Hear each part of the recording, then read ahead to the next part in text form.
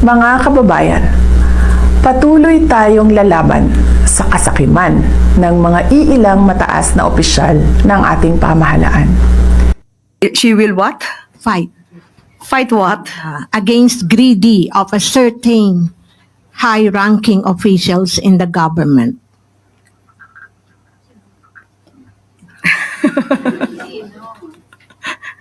Sinong particular?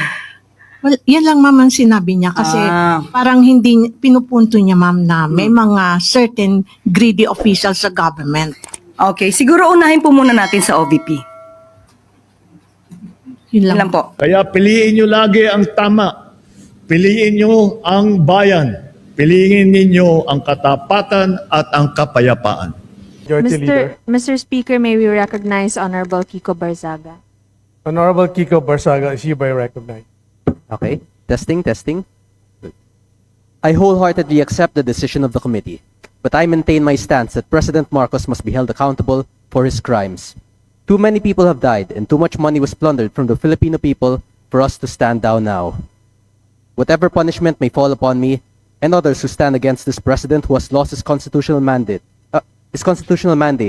of serving the Mr. people is Speaker, inconsequential point of in order. relation to the amounts of lives Mr. Speaker, and point of futures order. that will be saved when Majority President Leader. Marcos leaves Malacanang. It took the deaths and imprisonment Point of Majority order, Leader. Mr. Speaker. To bring Marcos Sr. to Point of order, Mr. My Speaker. punishment is only the beginning of our fight against Kung titingnan po natin ang committee report, pinarusahan po si Representative Barzaga on 3 grounds. Unang-una, Republic Act 6713, Code of Ethics, of course, ang ating House Rules under Rule 20, and finally, conduct on becoming of a member. Specifically po, inakalagay sa complaint, tatlo lang naman yan in essence. Unang-una yung ostentatious display of wealth. You cannot count that as a genuine political criticism. It touches upon the conduct and decorum of a member of the House. Kung tatagalugin ko po, ang pagpapakita ng karangyaan, hindi po yan political na kritisismo at labag po yan sa Code of Conduct ng House of Representatives at wala po yan kinalaman sa lehitimong pag-criticize sa gobyerno. Pangalawa po, ibigay po ako ng pangalawang halimbawa, ang pag-post ng mga larawan na nakakabastos sa ating mga kababaihan. Wala ka po dyang kinikriticize politically. And of course, hindi na po yan parte sa trabaho mo bilang isang mambabatas and it doesn't reflect well on the institution as a whole. Ano po ba ang mas mabigat na kasalanan? Ang magmiyaw o ang magnakaw? Ano ba ang mas mabigat na kasalanan? Ang mag-video at mag-selfie at mag-post ng pagkadismaya sa gobyerno ang isang batang congressman? O ang ginawang sistematikong pagnanakaw sa gobyerno? O at pagsimot sa bilyon-bilyong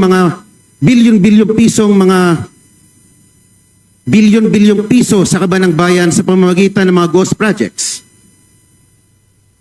Ang mga posts ni Kong Miao ay mistulang alingaw-ngaw lamang ng salubin ng nakararaming mga Pilipino.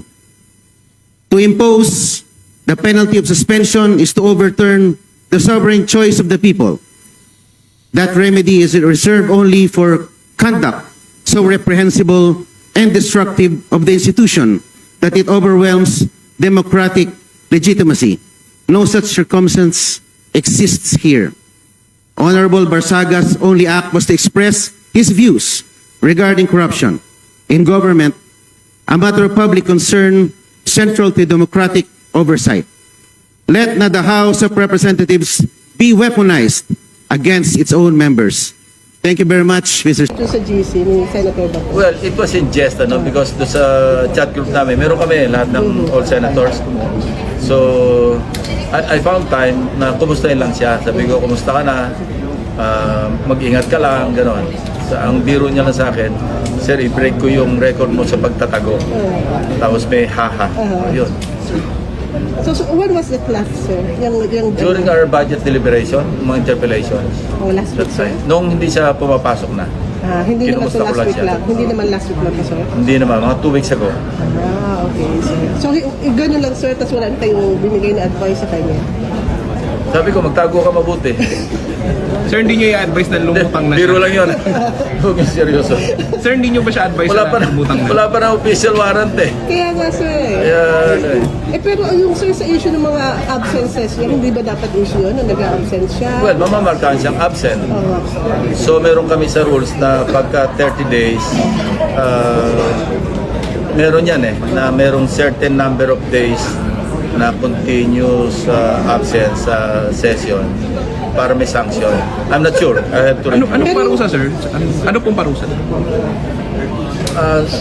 Hindi ko sigurado. I think nasa ethics yan or nasa rules namin na yung 30 absences. So ibig sabihin I'm not sir- sure. I'm not sure. Kaya review. Okay, sige. Hindi nyo ba tandaan kung automatic na ano o kailangan Well, ako, ang advice ko sa kanya, kung wala siyang intention na mag-surrender, magtago siya mabuti. Ang advice ko sa law enforcement, hanapin niyo siya mabuti. Trabaho nila yan eh, maghanap eh. Kasi no work, no pay dapat pag empleyado. Kayo ba sir, no work, no pay pag absent kayo? Hindi.